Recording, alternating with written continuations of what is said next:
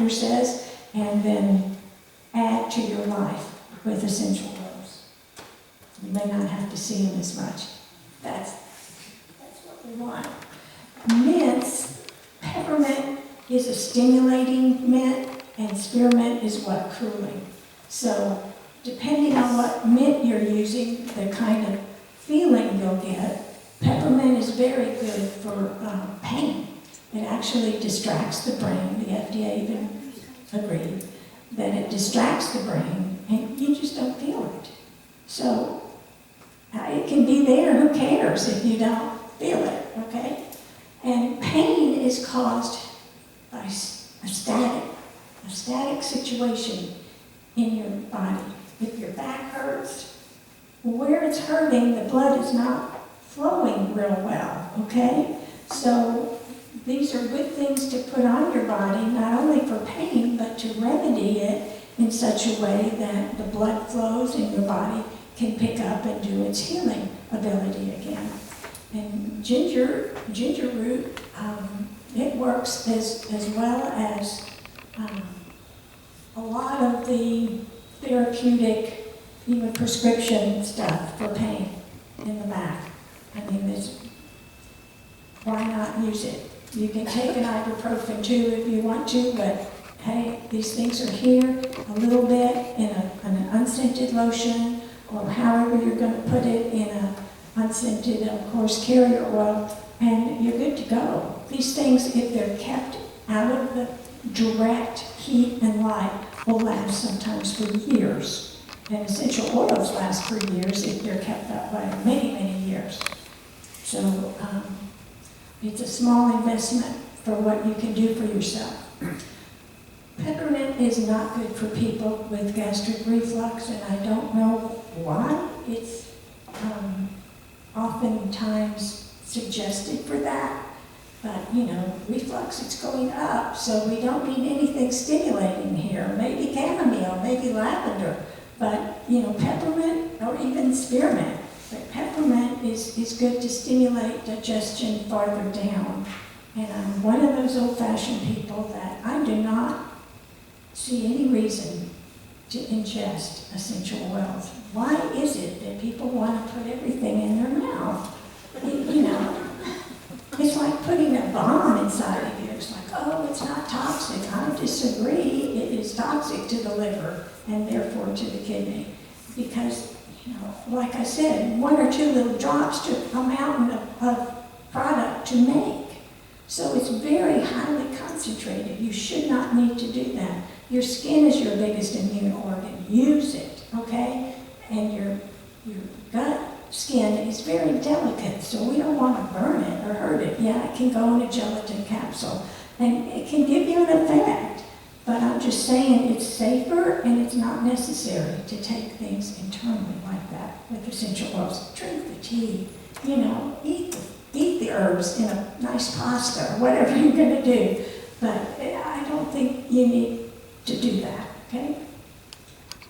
There's always some people that have different ways of doing things. So that's mine.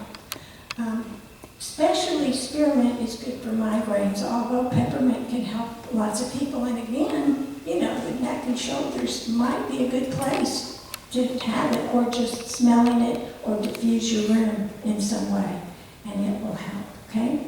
And remember, as quickly as you blinked your eyes, that essential oil has already got your body rolling, so you don't really have to smell it all day, okay? You really don't. If you like to, you can, but only invite people that want to smell it all day with you, okay? So we have weather sensitivity, and that's something that you have to be an herbalist to know about that, really. Some people are weather sensitive. My hair is, my gosh. We don't have this much humidity. I don't know what happened yesterday, but it turned into a buzzball everywhere. It was like, oh. What happened? It looked like a scared cat. So weather sensitivity can be your body. People will ache with the weather or with cold weather, cold damp. Oh, that's a good one. And so peppermint is a good herb to use for that. You can use it also as a tea from the leaves. It's still good for weather sensitivity. But if you're hurting somewhere or your body is reacting in some way that you can apply it, then you can use the essential oil diluted or in a bath. Remember to draw the bath first. And then it will help that part.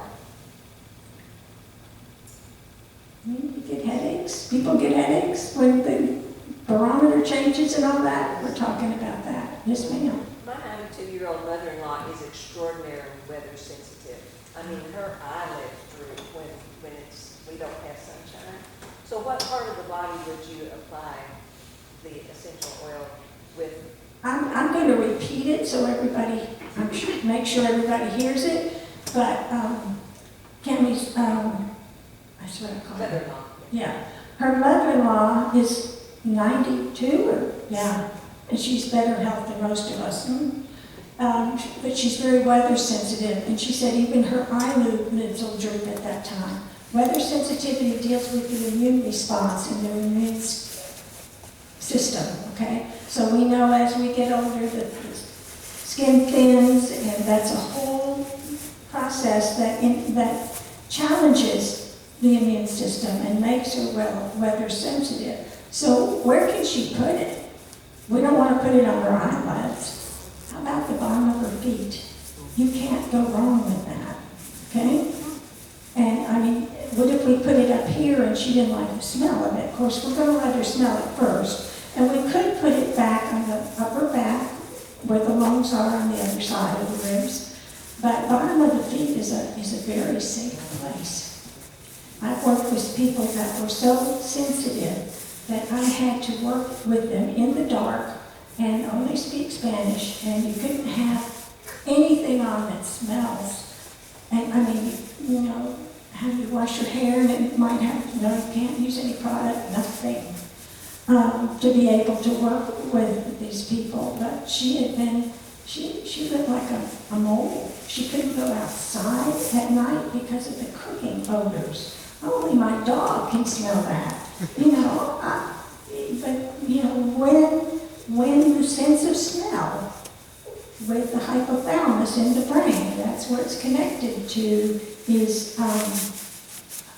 compromised, then it will take your whole immune system down, and you will smell 250 times faster and more stronger than anybody else. Yes, ma'am.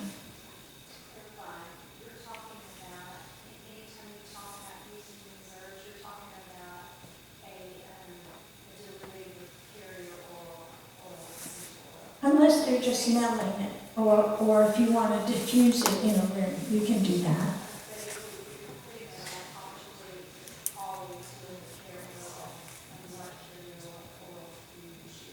Okay, that's a good question.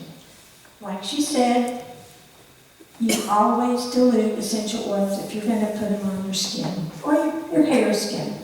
And what carrier oil would you use? There's a lot of carrier oils, and they all can do different things. The one I use that seems to be the most non-offensive is sweet almond oil, and it's good. You can use jojoba oil because it's not really an oil. It's like a wax, and it's the same kind of composition as your skin. So, most people won't react adversely to that. And if I have a moment,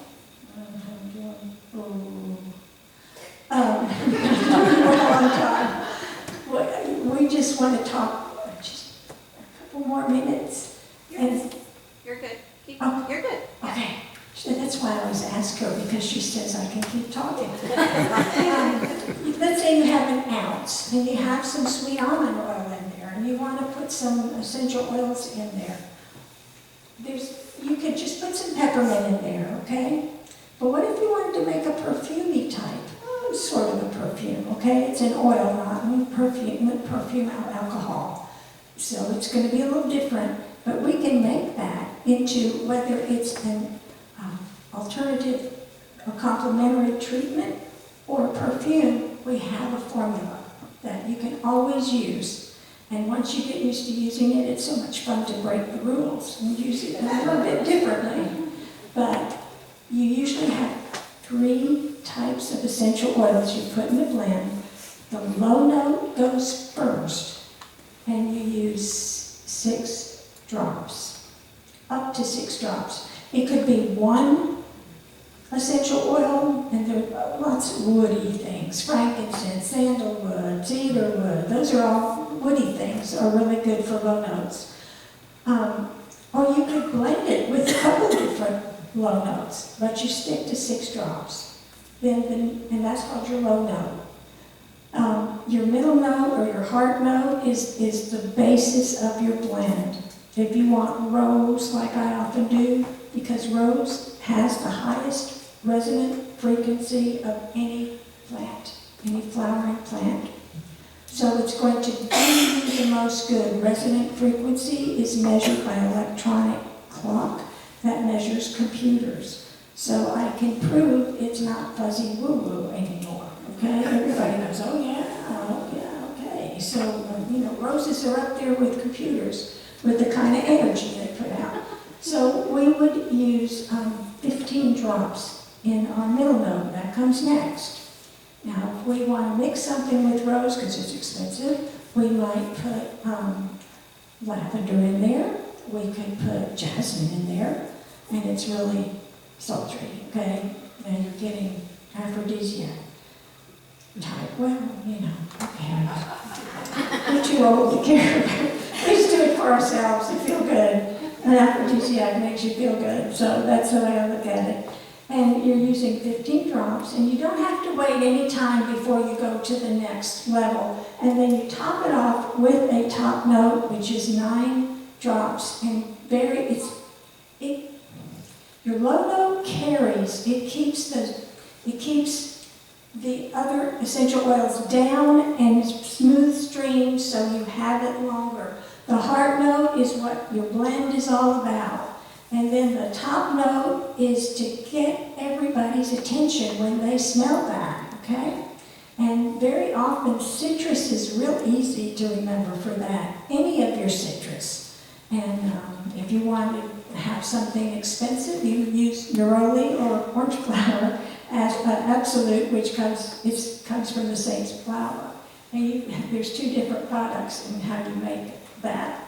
All the orange essential oils come from the same tree, and there's several different ones. There's petitgrain, there's bergamot, there's sweet orange, there's neroli, and then there's orange flower in an absolute. I describe absolutes on the website, and a little bit in Mother Nature's Herbal, but I don't have really enough time to go into it. But it's very often a solid or semi-solid state, and it's made from plants that you can't distill even at low heat and get the properties out that we're looking for. So it's more of an extraction. And commercially they use gasoline and hexane. Nice. We use fat because that is what they used in ancient times. I mean, why should I invent the wheel? I know what they used. I read about it, right? So that's what we do, and it works, and it works with people that can't always handle essential oils for whatever reason. They get headaches or something. They're 92 years old. Wow. My dad was 96, and he was so mean I thought he was going to live forever anyway. Did you have a question? I should stop so we can answer some questions. Yes, ma'am. Are there any essential oils that are on the market that are made right? A lot of them are made right. They're cut. They say they're not, but they are. And most of them that are the best that you're going to find are going to say therapeutic. Cosmetic is good if you're making skincare, but it may not be therapeutics thing, you can use that for healing. I'm going to use that term loosely because your body knows how to heal. Doesn't need anything to do that. We just help it along. And that would be your, look for that. Look for that word. Therapeutic essential oils should be in there. Do you sell any of it on your website? Yeah, we sell on the website. We sell a lot more. We brought some today, but we sell a lot more on the website. And if we don't make it because it doesn't grow here, then we work with a distiller or whatever, small company that is, you know, when you have to make a lot of money, you have to cut corners, and I don't want to do that. I mean, you know, I've been in the healing, alternative, complementary, really healing industry for 45 years. What do I care if I make money if the person doesn't get better? Okay, some of my clients make medical history. So do you grow the plants that you're getting the essential oils from? We are organic growers. One of my sons helps the most. He's like co-owner, whatever you call it. Yeah. So yeah, we organically grow. And there are still organic therapeutic essential oils you can get. They're usually in bigger bottles than mine, but I'm telling you, that's without using hexane and chemical, it leaves a chemical footprint, although they burn it off like it's pre-basing is basically what they do. And you have an essential oil, but it still has the blueprint of that chemical. And people are chemically sensitive, like the lady that, you know, couldn't have anything around her and lived like a mole. Those are chemically sensitive people. One person, if he even drank out of a plastic cup, his colon would bleed. So, you know, it's not affecting us in the same way yet, but as generations go, they're going to be more and more sensitive. My parents were, you know, like a rock. They didn't have all the illnesses. You know, I grew up on antibiotics, and they were because I was allergic. It had nothing to do with needing antibiotics. And of course, I have celiac disease, so it's the worst thing that could have done. So, you know, we're looking to make ourselves better, but also to teach others and younger generations because they're interested. Yes, ma'am. I love lavender, but it's synthetic right between the eyes. Should I try a different lavender? You can, and you can try it someplace where it's not going to directly. Balm of the feet always works, you know, and you may have your special place. I don't know, anywhere up here may affect you adversely with lavender or other essential oils. So just from there down, I try it, and I try it on the back first because you don't want a headache. And rosemary, a lot of the essential oils can cause people with hypertension headaches or problems because they're very sensitive. Like 55% of the population is hypertensive, so we have to be careful. Is all of this information in your book? You know, I wrote them so long ago, I don't remember. I have a book called Antique Rose Collection, and it is not just about roses, it's about aromatherapy too, and it's the most recent book, and I do go into a lot of this. Antique Rose Collection, it's an ebook because it has 130 pictures of old roses, and you know, nobody's going to publish that, and I didn't want it published in black and white. So we self-published, and it's an ebook. So, but that's another source. And the Mother Nature's Herbal has a whole chapter on essential oils and aromatherapy. And Flowers That Heal is a whole book about it, but it also teaches herbs and some herbs like Oriental herbs, the adaptogens, and it teaches nutrition. It helps to be skinny when you're a nutritionist. Because everybody thinks I'm very disciplined in what I eat. I eat anything I can.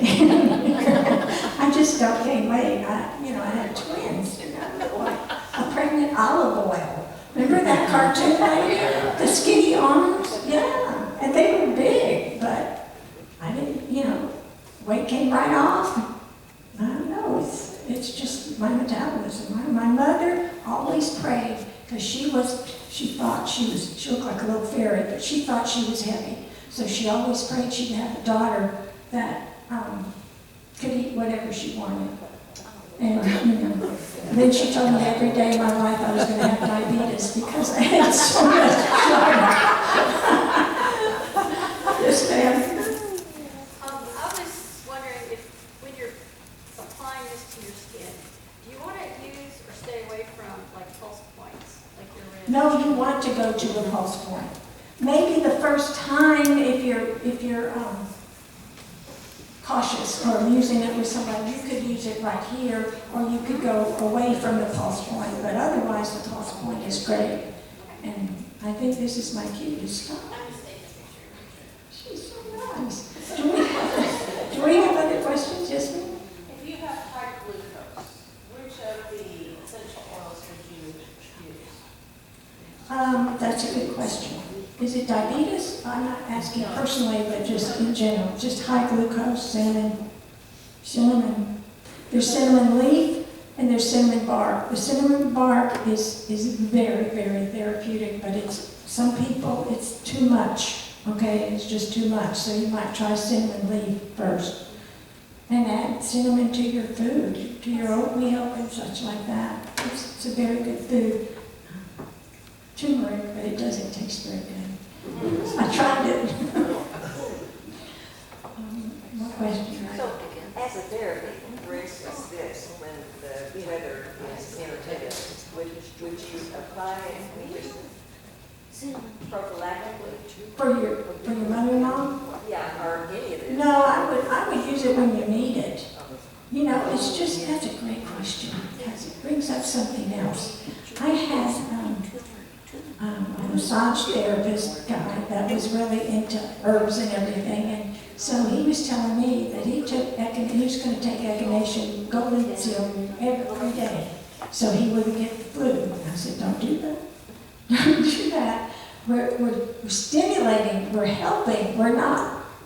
He got the worst case of the flu that he ever had, and it's the same thing with essential oils. If you don't need it, unless you're wearing it because it's pleasant to wear, no, you wouldn't want to use it over and over therapeutically.